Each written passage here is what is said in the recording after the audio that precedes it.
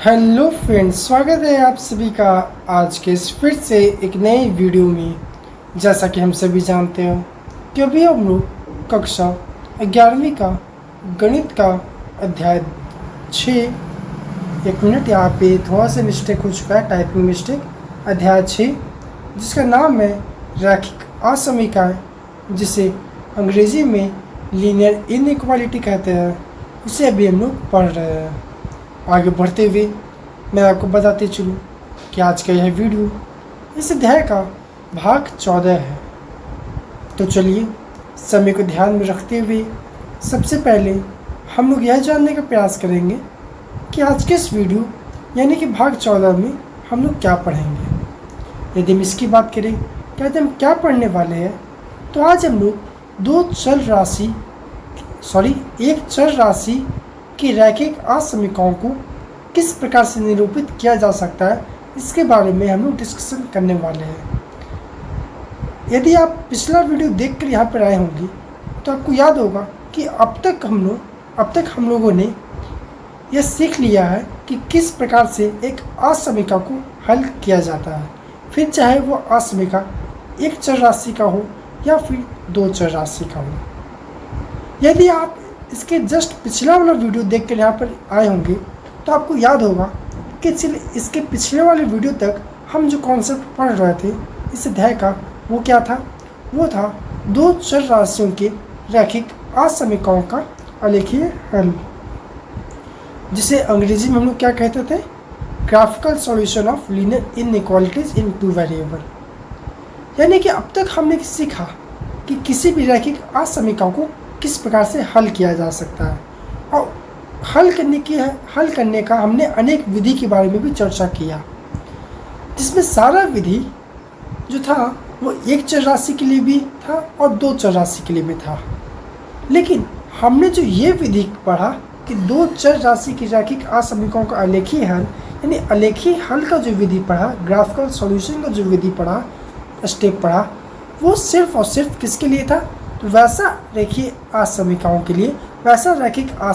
लिए, जिसके पास दो चर थे, यानी जिसके पास दो चर की राशि थे, यानी जिस असमीका में दो चर उपलब्ध थे, हम उसी असमीका में ये वाला मेथड यानी आलेखीय हल वाला मेथड, ग्राफिकल सॉल्यूशन वाला मेथड लगाते थे।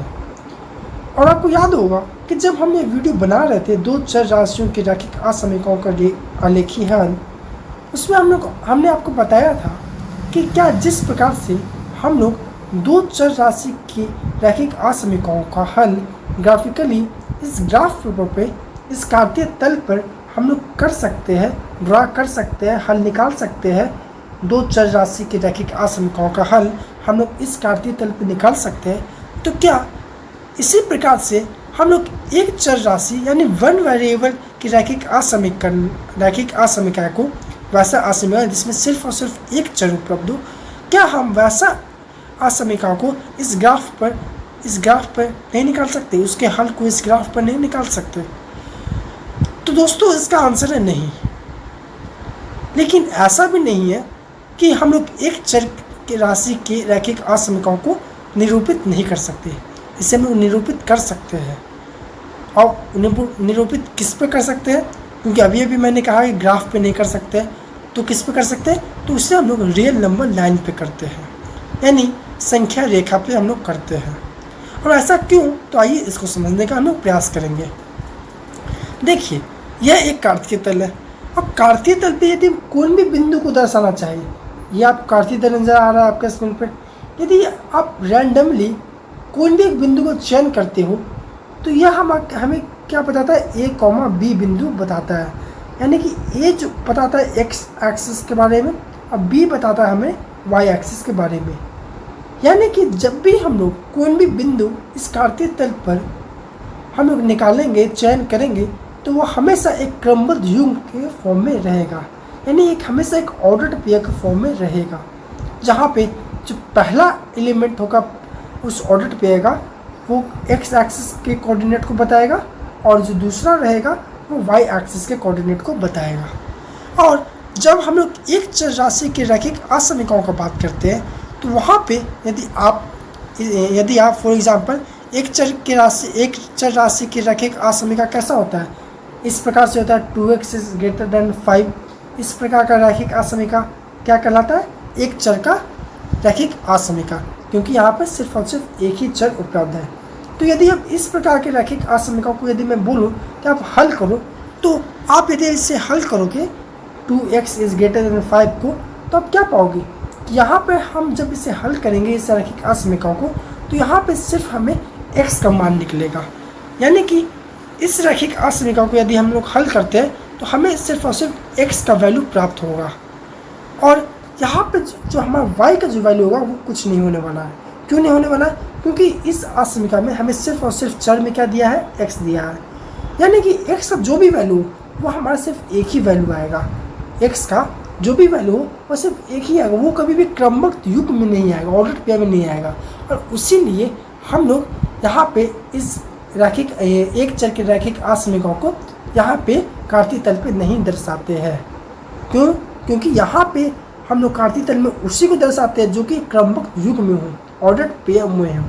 तो उम्मीद करता हूँ कि आपको समझ में आया होगा कि हम लोग क्यों एक चर राशि की रैखिक असमीकाओं को कार्तीय तल पे नहीं दर्शाते हैं। अब रहा बात कि हम लोग इसे संख्या रेखा पे क्यों दर्शाते हैं, रियल नंबर लाइन पे क्यों दर्शाते हैं। तो आप यह रियल नंबर लाइन यानी कि संख्या रेखा मेरे अनुसार कक्षा 9वीं में आप लोग इसे पढ़े होंगे, और वहाँ पे आपने सीखा था कि संख्या रेखा कुछ इस प्रकार से होता है, जहाँ पर एक जगह 0 होता है और इधर 1 2 3 और ये ऐसे चलते रहता है, और इधर -1 -2 और ये इधर ऐसे चलते रहता है। यानी कि संख्या रेखा में हम देख सकते हैं कि यहाँ पे हम एक बार में सिर्फ और सिर्फ एक ही पॉइंट को दर्शा सकते हैं। यानी यहाँ पे कोई भी पॉइंट क्रमबद्ध युग में हो या ना हो इसका हमें ज़रूरत नहीं है। यदि हमारे पास सिर्फ एक संख्या भी है 3 है, तो इसे हम संख्या रेखा पे दर्शा सकते हैं। तो उम्मीद करता हूँ कि आपको समझ में आया होगा कि यहाँ हम लोग एक चर राशि के रैखिक असमीकाओं को कार्तीय तल पर न दर्शा के रियल नंबर लाइन यानी संख्या रेखा पे क्यों दर्शाते हैं।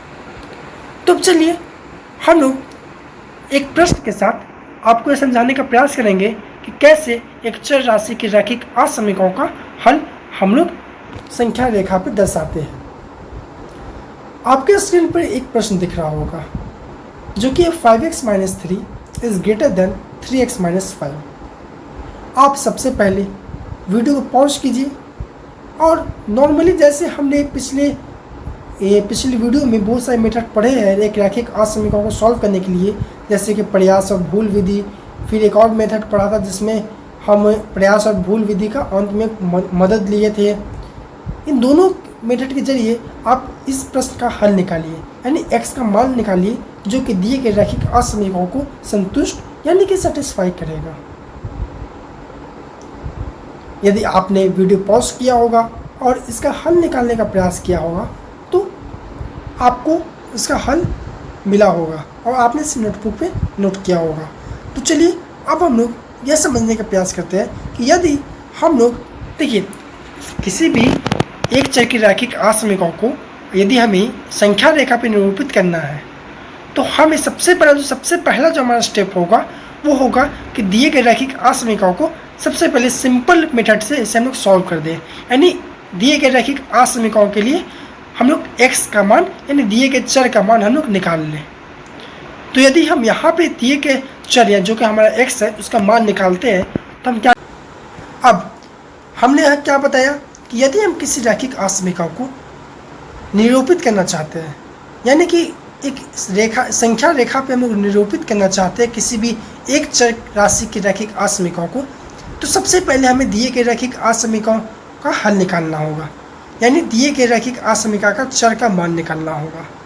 तो यहाँ पे हमें जो प्रश्न मिला हुआ था, जो भी हमें रैखिक असमीका दिया हुआ था, इसको जब हमने सॉल्व किया तो यह हमें क्या आया, x इज ग्रेटर देन -1, यानी या दिए गए रैखिक असमीकाओं में वह सारा x का मान होगा जो जिसके लिए x जो है -1 से बड़ा होगा। यानी -1 से बड़ा जितनी भी संख्या है वो सारे संख्या दिए गए रैखिक असमीकाओं को सेटिस्फाई करेगा। यह हमारा आ गया असमीका का रिजल्ट, यानी हल इसका आ गया। अब जो हमारा दूसरा स्टेप है वो यह है कि जो भी हमारा एक्स का, जो भी हमारा चर का मान आया, उसको हम लोग सीधे सीधे एक संख्या रेखा पर निरूपित कर देंगे, यानी दर्शा देंगे। और वो कैसे दर्शाएंगे, आइए इसको समझने का प्रयास करते हैं। देखिए, हम लोग संख्या रेखा क्या समझते हैं कि संख्या रेखा कुछ इसी प्रकार से होता है, जैसे कि आप अभी अपने स्क्रीन पे देख सकते हो कि एक यहाँ पे कैसे लाइन होता है, मैं यहाँ पे बनाता हूँ। ये यहाँ पे कैसे लाइन होता है, यहाँ पे एक 0 होता है, यहाँ पे 1 होता है, 2 होता है, और ये ऐसे इधर चलते रहता है। उसी प्रकार से यहाँ पे -1 -2 और ये भी इधर ऐसे चलते रहता है। ये हमारा क्या है, यह एक संख्या रेखा है। अब हमें क्या दर्शाना है संख्या रेखा पे, x का वैल्यू जो कि -1 से जिसका बड़ा है, यानी x का वह वैल्यू जो कि -1 से बड़ा है।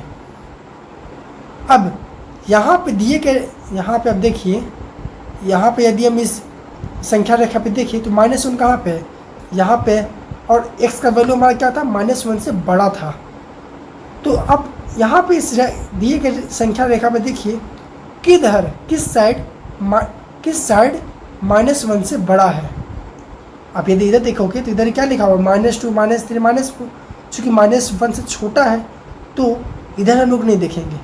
इधर यदि हम लोग देखें तो इधर लिखा हुआ 0 1 2, यानी कि इधर जो लिखा हुआ है वो सारा संख्या -1 से बड़ा है।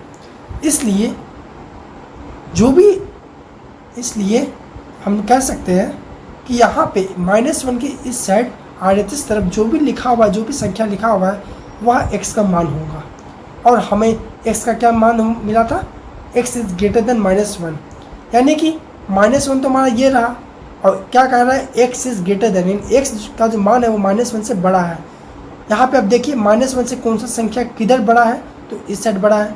तो यहाँ से लेके इस साइड जितना भी संख्या रहेगा वो क्या हो जाएगा, दिए गए एक चर की रैखिक असमीकाओं का हल हो जाएगा। यानी x इज़ ग्रेटर देन -1 का यदि हम इसे संख्या रेखा पे दर्शाएं तो यह कुछ इस प्रकार से होगा। यहाँ पे ये -1 है और इधर हम लोग एरो करके दर्शा दिए कि इधर का जितना भी वैल्यू है वो x इज़ ग्रेटर देन -1 का है। यहाँ पे एक चीज़ आपको समझने के लिए है कि यहाँ पे आप ध्यान दीजिए, यहाँ पे हमने -1 की जगह पे आपको एक सर्कल बना के दिखाया है जो कि वाइट कलर का आपको नज़र आ रहा होगा। यहाँ पे आपको यह समझना है कि यदि दिए गए रैखिक असमीका में, क्योंकि यहाँ पे ये जो x इज़ ग्रेटर देन -1 आया, हमारा हल x का जो मान आया, यह भी अपने आप में एक रैखिक असमीका है, इसलिए इसको हम यहाँ पे असमीका ही बोल रहे हैं।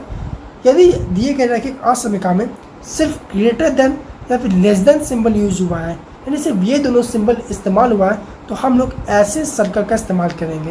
यानी सिर्फ एक नॉर्मल हम लोग एक सर्कल बना देंगे और वहाँ से हम लोग एक एरो डाल देंगे जिधर भी हमारा हल होगा, जैसे कि हमने यहाँ पे किया है। ऐसा हम लोग क्यों करेंगे, क्योंकि एक नॉर्मल सर्कल हमें यह बताएगा कि ये जो -1 है वो इंक्लूड नहीं है हमारे सॉल्यूशन में। यहाँ पे भी आप देख सकते हैं, यहाँ पे क्या आया, x इज़ ग्रेटर देन -1, यानी x का वह सारा मान होगा जो जिसके लिए x का वैल्यू जो क्या है -1 से बड़ा है, यानी -1 के इक्वल कभी भी x नहीं होगा, वो हमेशा -1 से बड़ा ही होगा। यानी कि जब भी हमें कोई ऐसा संख्या दिखाना हो संख्या रेखा पे जो कि हल में इंक्लूड ना हो, हमारे सॉल्यूशन में इस्तेमाल ना हो, तो उसको हम लोग एक नॉर्मल सर्कल से यहाँ पे ड्रा कर देंगे और फिर ऐसे एरो के माध्यम से दर्शा देंगे। लेकिन यदि यहाँ पे x इज़ ग्रेटर देन -1 की जगह पे x इज़ ग्रेटर देन और इक्वल टू -1 रहता, यानी कि यहाँ पे ग्रेटर देन इस सिंबल की जगह पे ग्रेटर देन इक्वल टू रहता, तब जो यहाँ पे हम लोग सर्कल बना है वो हम लोग सर्कल को यहाँ पे सेट कर देते और एरो दे देते। यानी कि ये जो सर्कल हमने सेट किया -1 की जगह पे, ये हमें यह बता रहा है कि यहाँ पे हमारे सॉल्यूशन में -1 भी है, यानी हमारा सॉल्यूशन जो है वो -1 को भी इंक्लूड करता है। यानी कि कुल मिला के आप इतना समझिए कि जब भी हमारे पास ग्रेटर देन और लेस देन का सिंबल होगा तो हम लोग एक सर्कल से एक संख्या को रिप्रेजेंट करेंगे जो भी हमारा हल होगा, और एरो के माध्यम से उसके हल के भाग को हम लोग दर्शा देंगे।